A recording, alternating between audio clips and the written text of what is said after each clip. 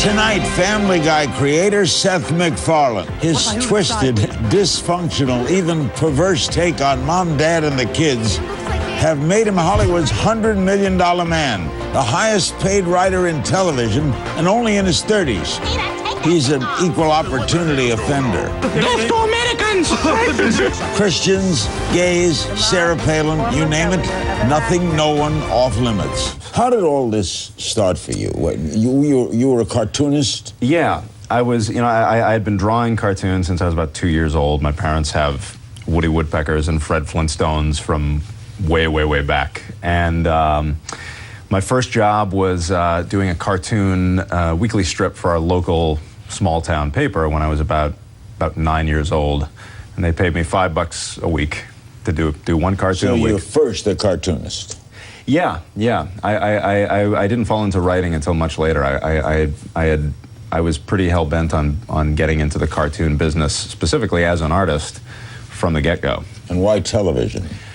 The Simpsons affected you, right? Yeah, well, it wasn't always television. When Disney had their resurgence in the late '80s, early '90s. We're showing drawings of when you were 10 years old. Oh yeah, Walter Crouton, sure. Walter Crouton.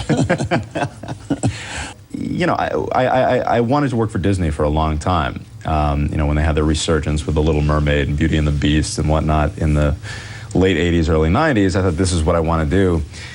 And then The Simpsons came along and kind of rewrote the landscape of animation. And you hardly fit Disney. Yeah. It's probably good that. Yeah, it's good that didn't happen. Does Fox ever blue pencil you? Yeah. I mean, do they snip things out of the show? Yeah. Not Curse words they snip. Yes. Yeah. I mean, our show is big enough on the DVD market that we do two versions these days. We do the bleeped version for air, and we do essentially a director's cut of every episode for DVD. My 11 and 9-year-old, they love their show. They don't get it all the time, but that's your purpose, right? That's deliberate. Yeah. If we're doing our jobs right, it's the kind of thing where the parents can watch the show and get a laugh, knowing exactly what we're talking about, and it just goes over the kids' heads. And you don't let them watch the DVDs. I wouldn't. No.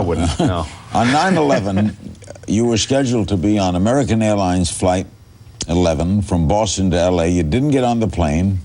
That plane went into the World Trade Center. Someone tweeted this to King Thing. Does Seth feel any kind of divine intervention over this narrow escape? What happened? I get asked that a lot, actually. I don't know. I mean, I'm not a religious person. I do believe in coincidences. I think that's just they happen.